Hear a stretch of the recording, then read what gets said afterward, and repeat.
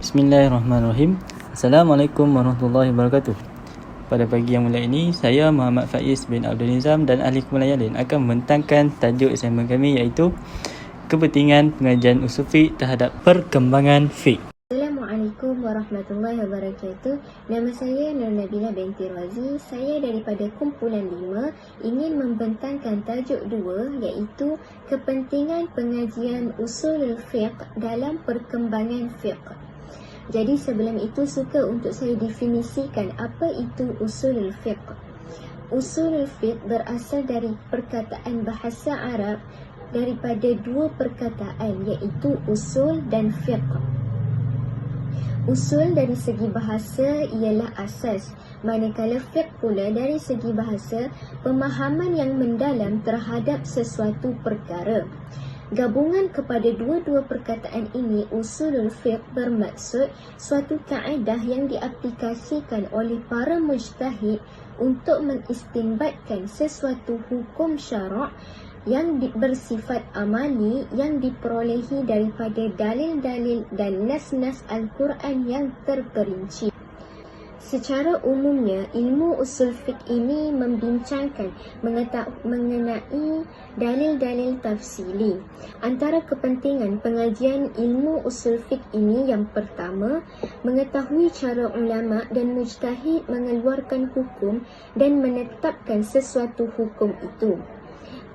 Usul fiqh ini sebagai al-mizan iaitu neraca dalam menentukan sesuatu hukum berdasarkan sebarang bentuk permasalahan atau isu-isu semasa.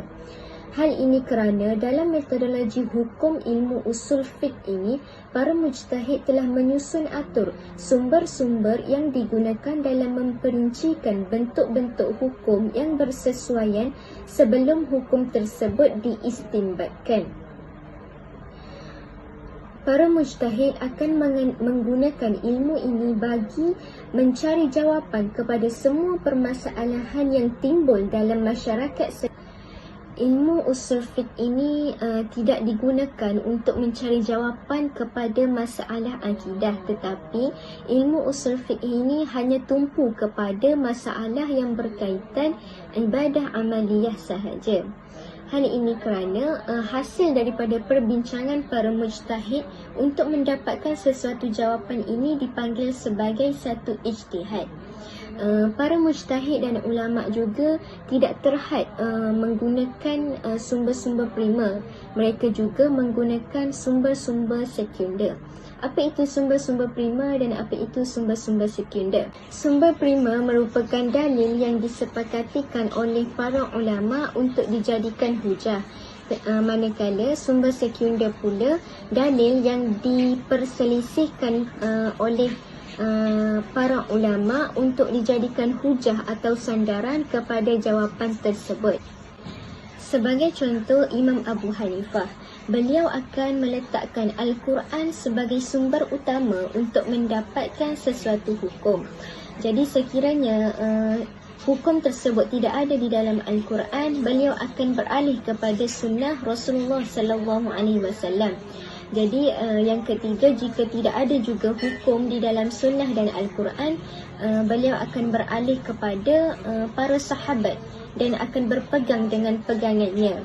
Dan yang terakhir, jika beliau tidak berjumpa juga jawapan daripada sumber-sumber tersebut, beliau akan menggunakan pendekatan ijtihad, yang mana beliau akan mengumpulkan para mujtahid atau para ulama untuk membuat perbincangan untuk mendapatkan sesuatu hukum. Okey, baiklah, saya akan menerangkan isi kedua berkaitan dengan kepentingan pengajian usul fiqh terhadap perkembangan fiqh, iaitu dapat mengeluarkan hukum baru yang sentiasa berubah mengikut perkembangan zaman. Berbagai masalah yang timbul berkaitan agama akibat perkembangan teknologi dan pelbagai aspek yang lain dalam sebuah kehidupan.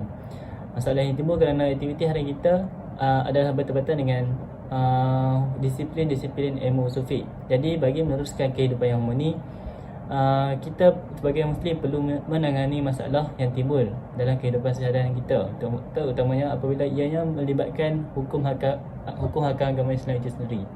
Okey, seperti mana yang kita lihat sekarang ni, kita dilanda penyakit berjangkit iaitu penyakit COVID-19, sehingga akan terdapat beberapa masalah atau isu berkaitan agama yang muncul. Contohnya solat jemaah yang dilakukan secara jarak antara satu sama lain. Perkara ini adalah perkara yang baru bagi seluruh umat Islam. Jadi para ulama perlu memikirkan pelbagai pendekatan ataupun kaedah yang bersesuaian untuk menangani masalah ini. Okey, terusnya menceritakan tentang kaedah fiqh yang bersesuaian dengan keadaan ini adalah al-masyaqqah tajlibu taysir, ataupun dapat difahami ianya membawa maksud kesukaran membawa kemudahan. Hal ini dapat difahami dengan lebih jelas lagi dengan erti kata lain apabila terdapat sesuatu kesusahan ataupun kesulitan dalam melaksanakan perintah Allah, maka perintah Allah itu diringankan, tidak seperti asalnya. Dalil berkaitan kaedah ini dapat dilihat di dalam firman Allah SWT dalam surah Al-Hajj ayat 78, iaitu A'udzubillahi minasyaitonirrajim, wa ma ja'ala 'alaikum fid-dini min haraj, yang maksud dan ia tidak menjadikan kamu menanggung sesuatu keberatan dan susah payah dalam perkara agama.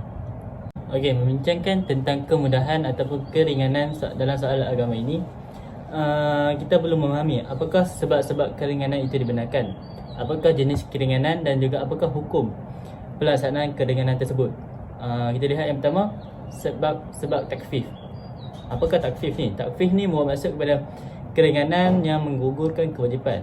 Ada beberapa faktor dan sebab kesusahan yang dapat diberikan keringanan terhadap pelaksanaan hukum syarak.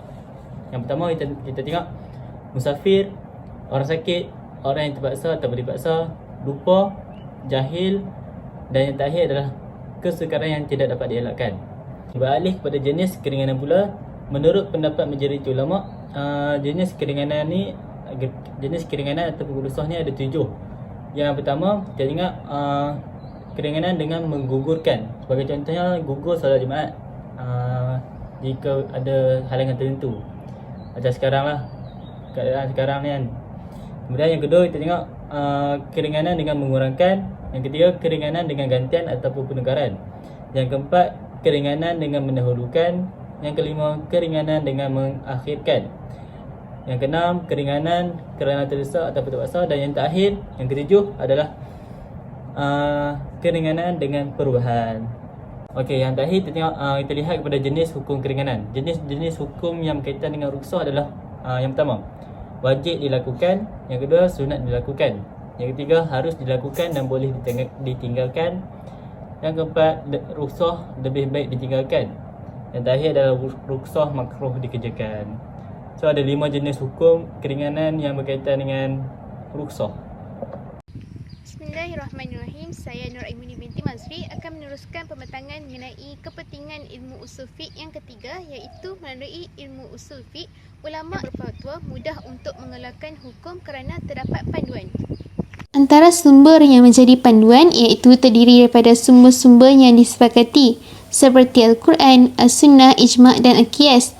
Kita akan lihat melalui sumber Al-Quran terlebih dahulu. Allah telah perintahkan kepada hambanya untuk tunaikan solat 5 waktu. Hukumnya adalah wajib. Melalui ini, ulama usul fiqh telah mengeluarkan hukum wajib untuk menunaikan solat kepada setiap mukallaf. Selain itu, kita juga perlu menjauhi perkara syirik dan meninggalkan sebagaimana yang telah diperintahkan oleh Allah Subhanahu Wa Taala. Sebagai contoh, penyembahan berhala amatlah dilarang oleh Allah Subhanahu Wa Taala. Selain itu, ulama Hanafi juga menunjukkan tuntutan haram bagi sesiapa yang melakukannya. Ia wajib dijauhkan dan ditinggalkan. Orang yang mengingkarinya akan menjadi kufur dan akan mendapat siksaan pada masa akan datang. Seterusnya, kita akan bincang mengenai sumber sunnah pula, iaitu sunnah takririyah. Nabi Muhammad SAW tidak menyuruh atau tidak menegah Khalid yang makan daging dhab di hadapan baginda. Ini menyebabkan ulama sepakat dan berhujah bahawa Rasulullah SAW tidak menyuruh perkara buruk kepada umatnya. Selain itu, takrib baginda terhadap kata-kata Abu Bakar kepada tentera Islam. Abu Bakar telah menyuruh sesiapa yang berjaya membunuh musuhnya dalam peperangan, mereka layak untuk mengambil harta daripada musuh tersebut. Takrib ini menunjukkan kata-kata dan hukum yang sah. Oleh sebab itulah, ulama bersepakat mengeluarkan hukum syarak menggunakan kehujahan al-sunnah. Di samping itu, salah satu peranan as-sunnah sebagai penyokong Al-Quran. Sebagai contoh, hukuman potong tangan dalam Al-Quran diperjelaskan lagi apabila hanya dipotong di kawasan pergelangan tangan. Seterusnya ialah ijma'. Hukum bagi jualan tunjuk mengujuk menurut mazhab Syafi'i adalah tidak sah. Lafaz ijab kabul merupakan dalil zahir, iaitu keredaan daripada kedua-dua belah pihak semasa jual beli.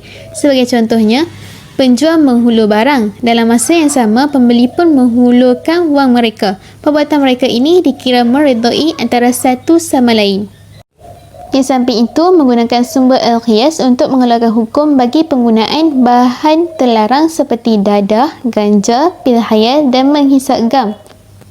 Bahan terlarang ini berada dalam konteks semasa. Perkara ini dijelaskan oleh ulama mujtahid menggunakan al-qiyas untuk mengeluarkan hukum. Hal ini disebabkan oleh illah ataupun sebab yang sama, iaitu ia memabukkan dan menghilangkan kewarasan akal individu tersebut. Seterusnya, saya akan memperincikan mengenai sumber-sumber yang tidak disepakati seperti al-istihab. Contohnya, hukum halal perhubungan bagi lelaki dan perempuan oleh sebab perkahwinan, tetapi menunjukkan haram hubungan tersebut adalah akibat berlaku penceraian fasah. Ulama menerima dan hukum harus untuk kita beramal. Al-istisam pula sebagai contoh jual salam yang tidak sah jika dikiaskan dengan akad jual beli. Ini bermakna barang yang diakad belum wujud ketika akad. Ulama mengira ia baik dan harus kerana jual salam perlu ada dalam masyarakat. Seterusnya, masalih al-mursalah pula. Ulama salaf dan sahabat mengeluarkan hukum atas dasar masalih al-mursalah. Sebagai contoh, Abu Bakar melantik Umar al-Khattab untuk menjadi khalifah penggantinya. Jumhur ulama sepakat al-masalih al-mursalah tidak boleh dijadikan hujah dalam perkara berkaitan ibadat.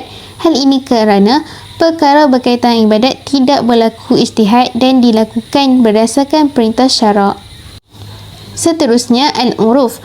Al-urufasi ini bertentangan dengan syariat yang berlaku dalam masyarakat. Sebagai contoh, pergaulan bebas seorang wanita tanpa menutup aurat dengan sepupu lelaki bukan mahramnya. Ini menyebabkan hukumnya adalah haram. Di samping itu, sumber yang tidak disepakati iaitu qaulu as-sahabi yang merupakan salah satu daripada sumber perundangan dalam Islam. Allah telah memuji orang-orang yang mengikuti para sahabat. Pujian tersebut supaya kita mengikuti petunjuk-petunjuk mereka. Yang seterusnya, syar'u man qablana yang bermaksud syariat umat-umat terdahulu, iaitu segala hukum hakam yang disyariatkan Allah kepada umat-umat terdahulu melalui para rasul dan nabi yang diutuskan kepada mereka. Sebagai contoh, ketetapan puasa di bulan Ramadan. Jenis ini, ulama sepakat wajib ke atas umat terdahulu dan umat Islam. Akhir sekali, Saddu Az-Zara'i bermaksud dari konsep dalil perundangan mencegah atau menyekat jalan yang membawa kepada kerosakan.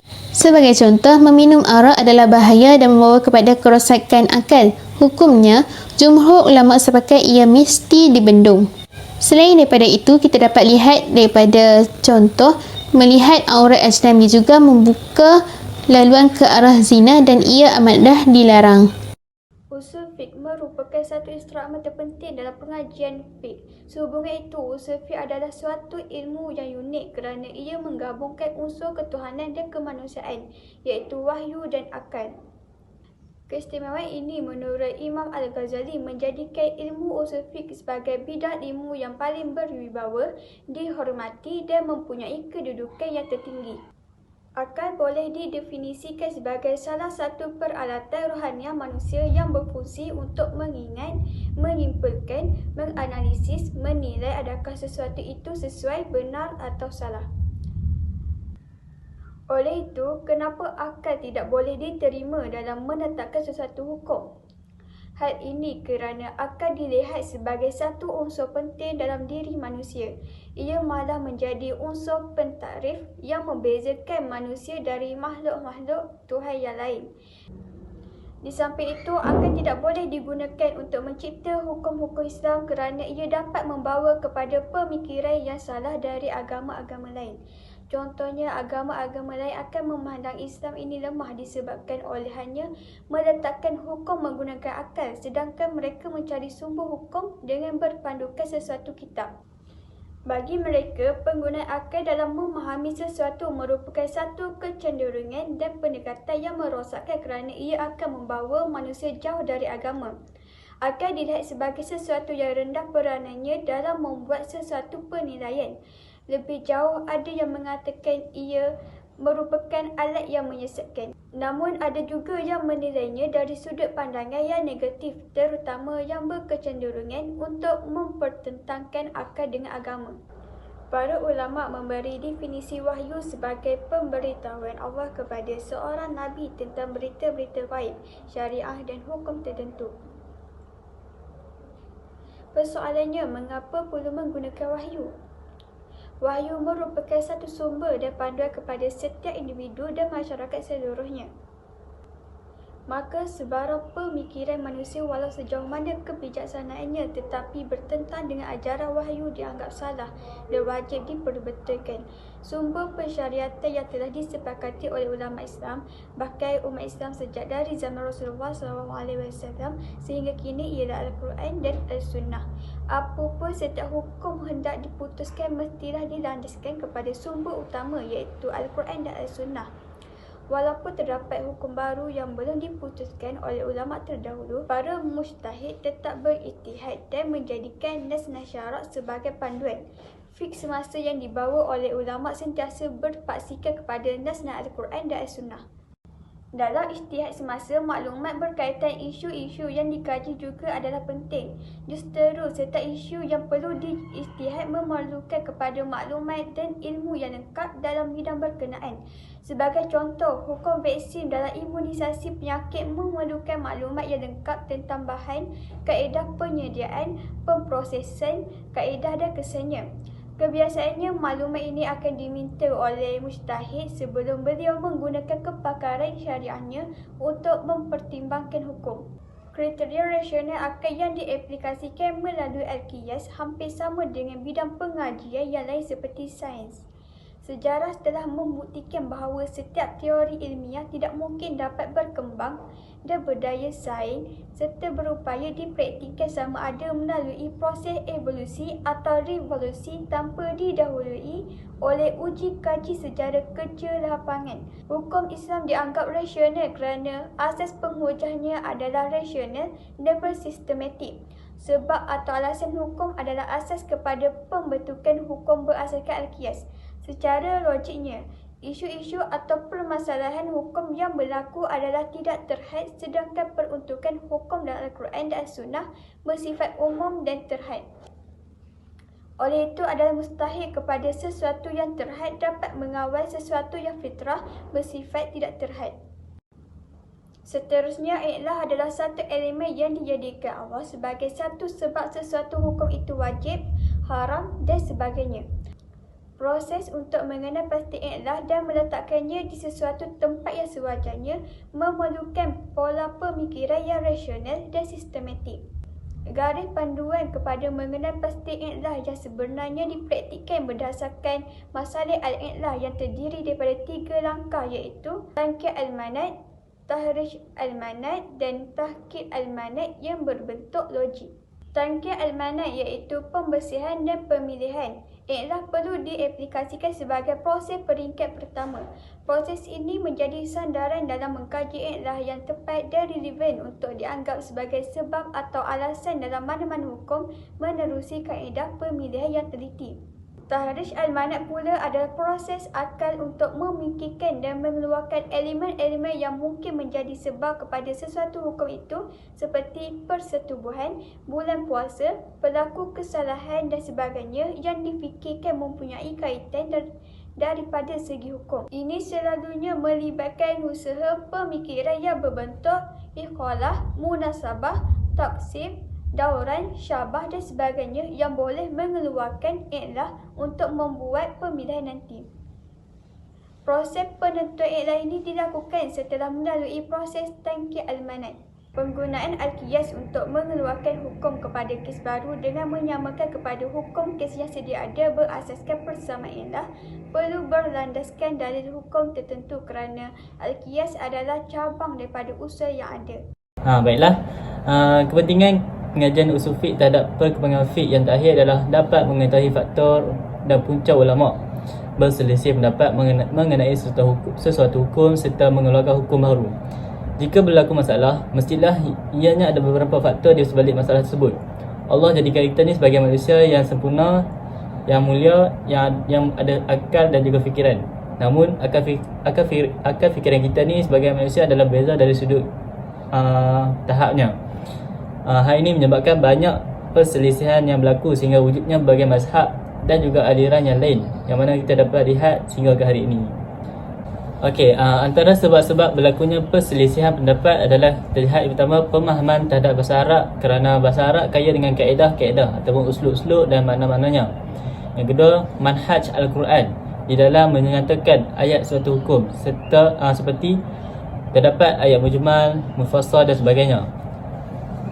Seterusnya, sunnah Nabi SAW tidak menjelaskan keseluruhan kandungan ayat Al-Quran. Yang keempat, perbezaan para ulama dalam menentukan hukum terhadap sesebuah hadis serta perbezaan manhaj dalam menerima sesebuah hadis. Yang kelima, dalil yang diperoleh bertentangan antara satu sama lain dia dalam satu masalah.